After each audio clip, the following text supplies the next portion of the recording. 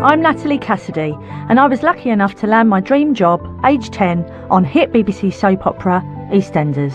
I've only ever had one job, but I've always wondered what I would have done if I wasn't an actress. Now, I'm a mum in my 40s. I've left Albert Square and I'm ready to embrace a new challenge. Day one at college. Can't quite believe it. Doing something I've always wanted to do. Training to be a carer. I'm absolutely petrified, but I am determined to do it well, give it the best I've got and see what happens. With an ageing population, it's estimated that over half of us will need care in our lifetime. I'm absolutely shattered. It's hard getting old. At a time when there's a shortage of care workers, I'll be heading back to the classroom. Mummy's first day back at school. And gaining on-the-job experience on placements. Over. Go! I'll hear people's stories firsthand. It's not fair. Life's not fair generally, is it? Share their heartache. It must be such a tough job for you. And determination. See the real difference in people's lives that you can make. I just hope I've got what it takes to care for people from their first days to their last moments.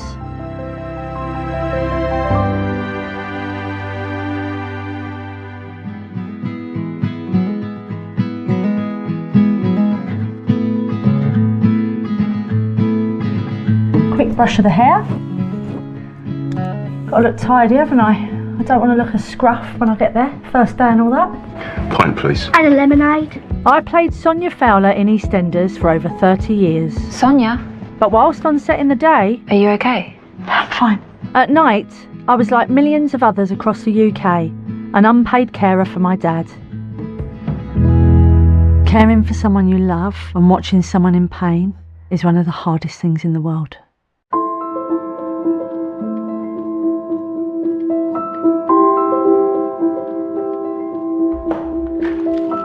In the next decade, studies suggest that up to 10 million of us will be caring for our loved ones.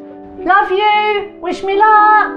Caring for Dad, right up until the end of his life, and losing Dad was one of the most painful things I've ever had to do. But the people I met have changed my life and are so inspirational. That's what spurred me on to do this. Today, I'm signing up for my course in health and social care. I've got a nervous laugh going on because I just find it a bit ridiculous that I'm going to go back to college. I haven't ever been in a college setting. I went from school into filming and never did any further education. It's nerve-wracking thinking about walking into a place where there's a lot of younger people, and I think this is going to just make me feel, it's going to make me feel 42.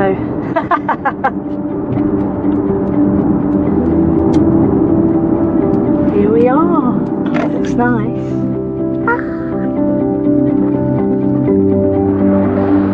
First, I'm meeting the course director, Nina. Hi, Natalie. Lovely to meet you. Nice to meet you. Oh, yeah? You alright? Yeah, I think Yeah, so. no worries. Do you want to come with me? We're going to go to the employer zone. Okay. I'll be studying for a BTEC Level 3 certificate at North Hertfordshire College. So there is two parts to the course that you'll be taking. There'll be an exam and then an internally assessed coursework module. Can I ask, why health and social care? I've been around care practically all of my life. My mum cared for my nan. I had two nans that were quite elderly. I was in and out of hospital visiting them. Then I cared for my dad for a long time. And I just think that all the carers are so wonderful that I just wanted a little piece of that pie. Yeah.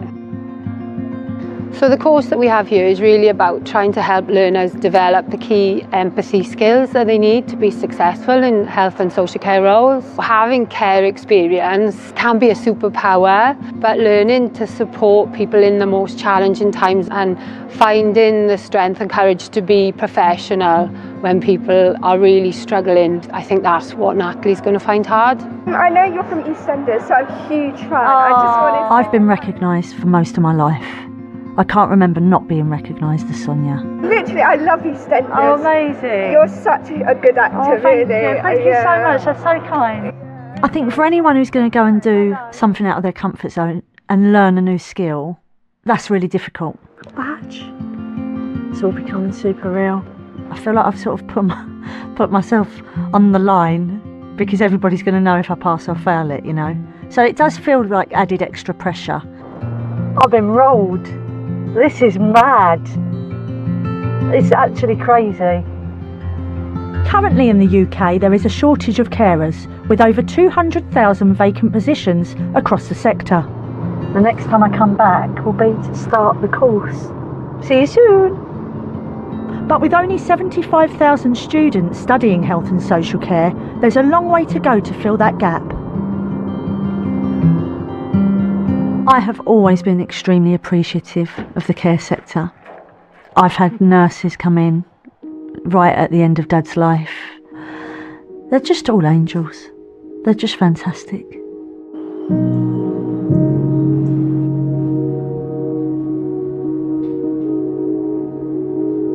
I was a daddy's girl, always have been. Lost my mum at 19, so then Dad and I were like glue, stuck together. He was a miserable old sod at times, but we got on like a house on fire, and I miss him every single day. And when he did get poorly, and I found Linda, who helped care for him, she made it possible for me to go to work. And Linda was there at the very end, you know, the end moments of Dad's life, and I couldn't have done it without her, because it is a very scary, scary thing to do. And she just was there to help me and my brothers through. You never ever forget those times, ever. I think right from the very beginning of choosing to do this course, you know, Linda's always been at the back of my mind. So what do you think about what I'm about to do? You'll be fine. Do you think I'm mad? Yes, you are. No, you'll be fine. I know you will be. I just thought of you immediately, because in my eyes you're the best carer I've ever met in my life.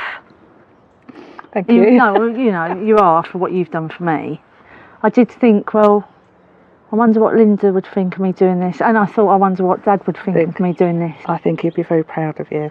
I really do. I think He'd be looking down on you and saying, go on, girl. Yeah, no, I think he would be proud. It's funny though, isn't it? I'm such a confident person. Yeah. Yeah, it is a worry, because it's so different to anything I've ever done. Yeah. It is very different, and I don't like getting things wrong. You will be fine. It's like, I suppose in some ways, because you know your role in looking after this person, it is like a stage. The carer role. The carer role comes in, Yeah. it's just automatic. It just becomes natural. It will become natural. You've got to make sure that you take time for yourself, because your emotions just build up, and you do need to take time out as well. Yeah. I'm not very good. I can give you the advice. Yeah, but you're rubbish at I'm it. rubbish at it. It's really hard sometimes. After her dad passed away, I had to take a breather, because they're all grieving, and you still have to put this professional face on, and you're hurting yourself inside. But she's got amazing support around her, and I'm at the other end of the phone if she needs me. Cheers. Cheers. There you go. Where's the champagne? Oh, no. That's when I pass. Oh, okay then. Let me get there first. If I can walk into somebody's home that I've never met before and lessen their worry about whatever situation's going on, like Linda did for me, then my job will be done.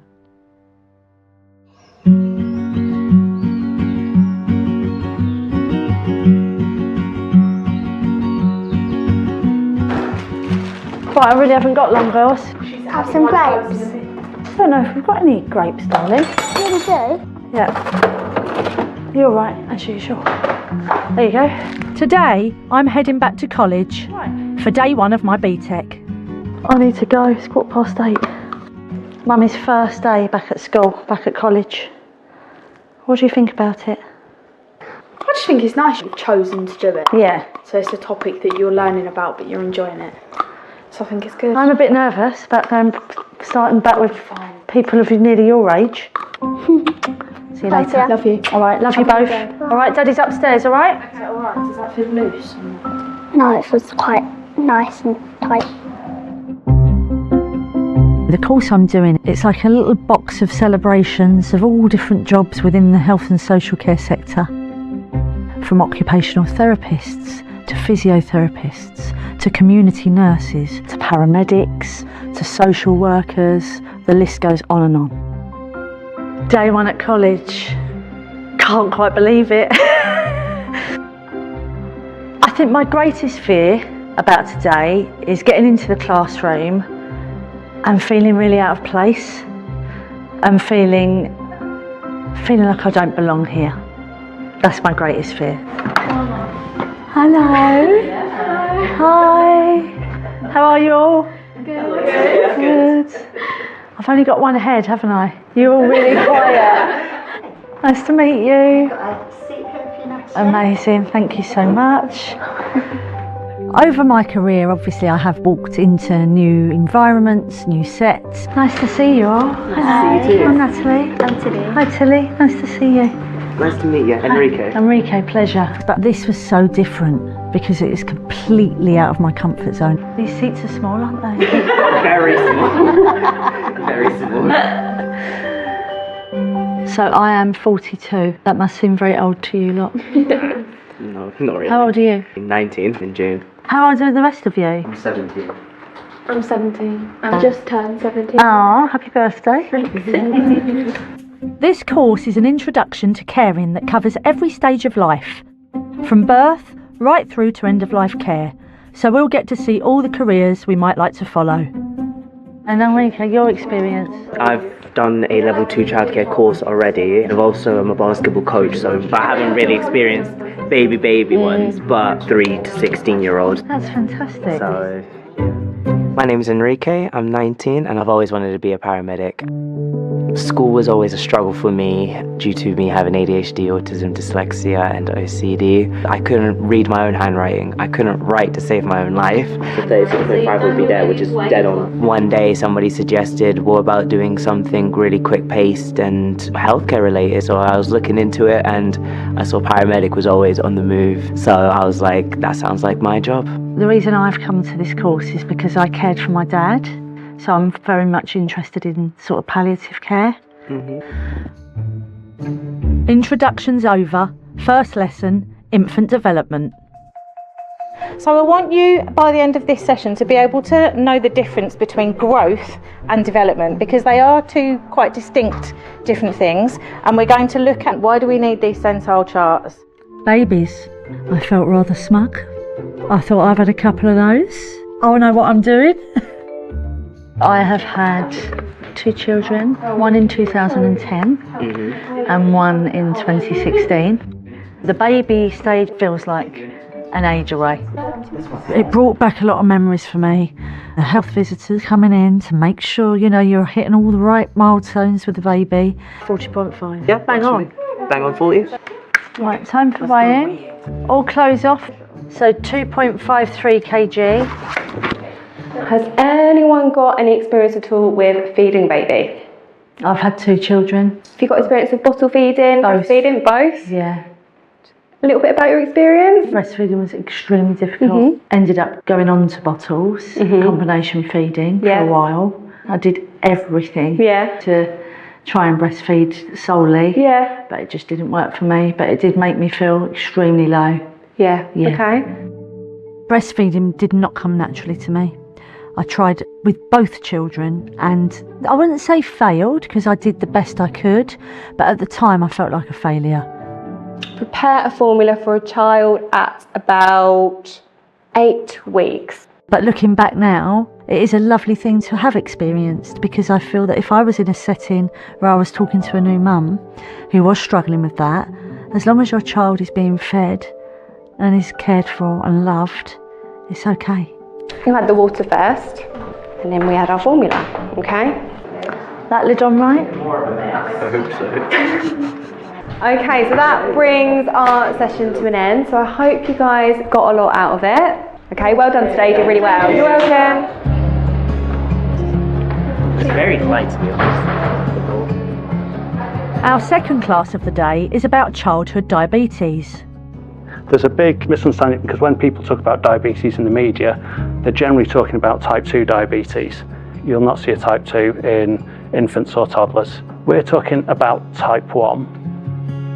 Just under 33,000 children and young people in the UK are living with type 1 diabetes, and around 3,000 more are diagnosed each year. Has anybody got any experience of diabetes, either themselves or families? Or? Well, my mum has type 1 diabetes and she's paralysed from the neck down. So instead of the district nurses coming out and having to do it, I would give her insulin, change her Dexcom and check her blood sugars. Wow. Yeah, that's pretty impressive. My name's Tilly, I'm 17 years old and I think I would like to become a paediatric nurse. I've been classified as a young carer for as long as I can remember. When I was younger, my mum got diagnosed with multiple sclerosis, and from the deterioration I've seen the amount of people that have come and helped my family and supported us. I know what it's like to see the side of care that not many people see, and I would like to give back to everyone else. You know, that little bottle can save someone's life. That's mental. It is mad. This class will teach us how to monitor sugar levels and give insulin. On average, children need to be checked 4 to 6 times per day.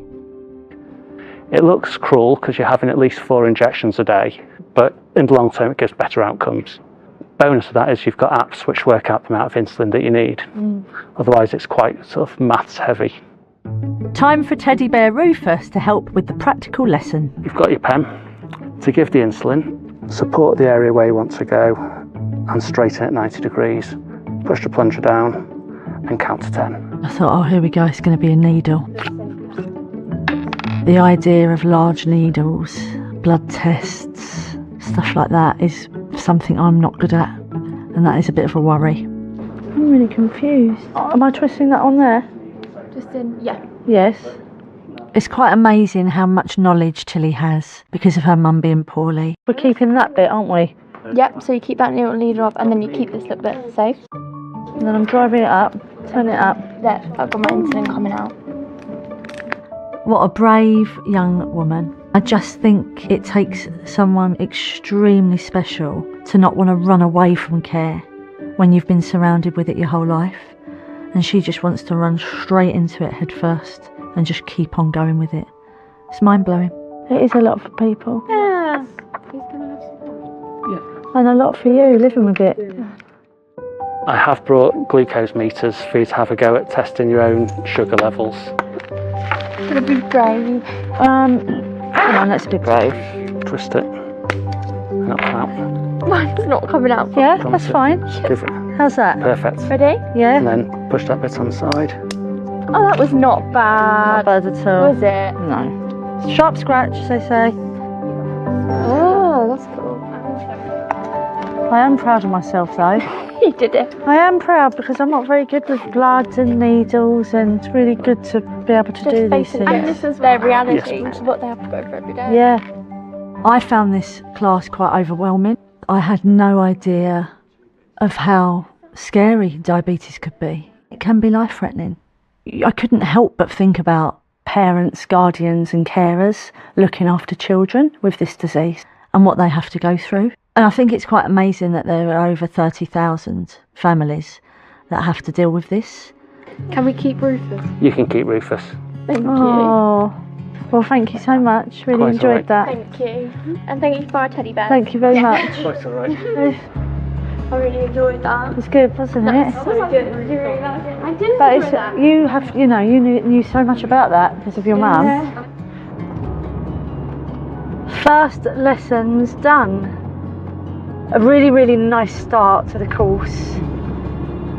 I think no one's phased in the class that I'm older, which was one of my worries. So I'm relieved it's over, and I do feel quite tired.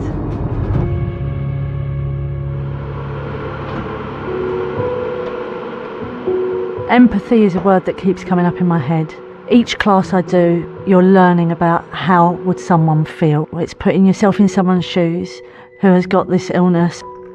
I think empathy is one of the most important things that you need.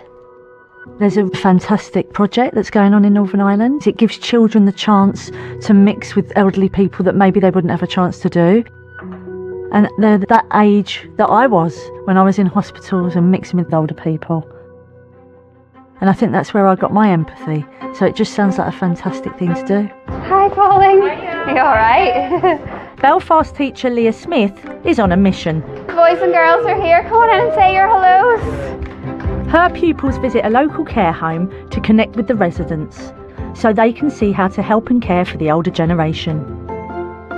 Philip, how are you?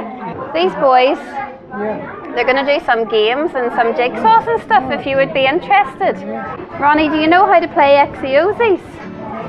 So Ronnie, you're going to be O and Ryan is going to be X. Thank you so much, Pet, you're so good. So for here, Noah and Sam, they get on really well together. They have a lovely relationship. These girls love Isabel. You know, we teach maths, we teach literacy, we teach all of those things, but these real life experiences are what really impacts the kids in the long term. A lot of them were a little bit nervous at the start. Now you can see that they just get stuck in, so it's really increased their confidence, empathy, understanding, just developing them as a whole person. I love it just seeing all the smiles on everyone's faces, and they just make our day and we make their day.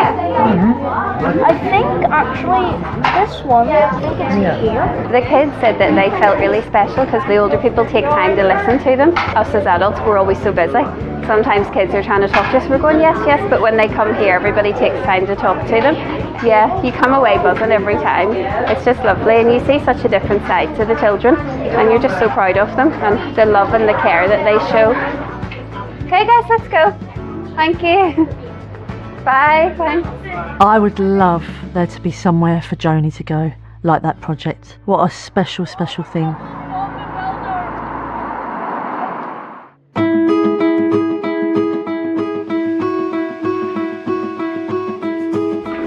Got a very funny feeling this morning because last week was filled with nerves because it was first day at the college, first day of everything, but today, you know, it's my first placement. I'm going into hospital and that feels special but very, very scary. I'm a bit of a perfectionist, I want to get things right. So yeah, I just hope it goes really well. And I better go and get ready. On this level 3 BTEC, it isn't mandatory to go out and do placements, but you're really encouraged to get out in the working place, to see people. You learn so much more than just sitting in the classroom. Phoebe! Hello! I've come to the Princess Alexandra Hospital, where I'll be shadowing Nurse Phoebe in the Children's Diabetes Unit. Have you been on any other placements yet? No, not yet. This is the first one. Diabetes can develop from any age, birth through to adulthood, and across the world it's rising in children. In the UK alone, there are hundreds of specialist diabetes nurses, like Phoebe, supporting these families. It's quite it's a real kind of specialised part of care. What was the reason for choosing paediatric diabetes? As a young child, my mum was diagnosed with MS, multiple sclerosis. Okay. And I helped to look after her and was a young carer from about the age of 11. And that was kind of a big driver for me to actually get into nursing. And then I started my training in the Christmas of my first year. My sister was diagnosed with diabetes. Okay. So she was 10 years old at the time, and she has struggled like lots of teenagers do to come to terms with the realisation that they've got diabetes and how that fits into life for her. And so I'm really driven to try and help improve and put time into the care of those young people and get it right from the beginning. I bet your sister's very proud of you. Oh, I hope so. Talking to my student friends and their situations, to now meeting people on placements, I reckon it's going to be a real running theme that people that I meet are going to have been surrounded by the care sector a lot of their lives. And there's a motivation for wanting to help because they've been through it. Phoebe's Diabetes Clinic offers support and guidance to families, enabling them to care for their child at home. Today's patient is 3-year-old Jackson and his mum Carly. Hello! Hey Jackson! Jackson was diagnosed just 4 months ago and has recently been fitted with a small pump to help regulate the amount of insulin being delivered to his body. What should we bring? What about this guy? Phoebe's job today is to check how well it's working. And we need to weigh you and see how tall you've got. But you've got really tall. And Natalie's going to help me do that because she's been learning. My job on placement was to support Phoebe as much as I could, so she could be really invested in the family and I could just do the bits and pieces for her and learn on the job. That's it, do it gently. Jackson, can you look nice straight? Can I do it? 105. Perfect. Wow. I would love to be more involved, but I don't know enough to get more involved yet. But hopefully I can get my teeth into more as we go on. How did it all happen for you then? He was just gargling water. Like, I mean, it literally couldn't quench his thirst. Right. So I thought, I'll take him to the doctors, maybe he's got a water infection or something. And they sent him straight to A&E. And he was diagnosed within about 20 minutes. Jackson's mum had a really scary time of it. It really hit home to me how serious type 1 diabetes is. And my heart broke for her a little bit. She's been forced to become this carer and a diabetes expert overnight. And I just think people are wonderful. Oh, I'm a bit scared today. This is my first time at the hospital. So we can be a little bit scared together if you like. With no cure for type 1 diabetes, insulin pumps provide a life-saving option for families with young children. How's your new pump going, Jackson? Good. New technology takes away the frequent injections, but the cannula and connecting tubes do need to be changed every few days. How's he dealing with the changes at the moment? Getting better. It's quite a big thing to go through the insertion every 3 days for the pump and every 10 days for his continuous glucose monitor. And he really struggled at the beginning, didn't he? Yeah.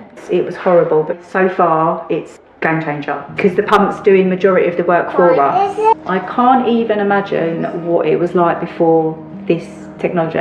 It's life-saving, isn't it, really? Yeah. Jackson, I'm just going to show Natalie and Mummy your numbers. Phoebe radiated kindness, calmness, great with the children, which obviously is something you really need to be. So I think we need to look at increasing the amount of insulin that we're giving with that dinner. Okay. She was just great, really lovely to watch, and I learnt a lot from her. It's looking really good. What we're doing. Yeah, looking really good. Well done, guys. Right, thank you so much. You. No worries. Through this course, I'm going to see a lot of difficult things, and I think it's just life. It's what happens. So you can't let it affect you too emotionally, but it really, it really does take you back what people go through. It's only the first bit. I know how much I hate blood tests. And I know I'm going to be seeing little children have them today. It will be over so quick, Ray. Yeah, it's drawn back.